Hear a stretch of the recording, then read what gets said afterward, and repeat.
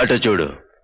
అసలు మన రాష్ట్రంలో పెట్రోల్ డీజిల్ దేశంలో కల్లా హైయెస్ట్ రేట్లు మన రాష్ట్రంలోనే పెట్రోల్ డీజిల్ ఉన్నాయన్న సంగతి బయటికి రాకుండా చూడాలని చెప్పి తాపత్రయపడతారు. ఇది న్యాయమేనా అని అడుగుతా ఉన్నా.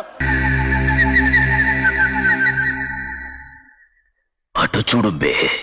ఇక పెట్రోల్ ఉత్పత్తులపై పన్నుల భారం మోపే విషయంలో ఆంధ్రప్రదేశ్ ఫస్ట్ ప్లేస్ లో ఉంది.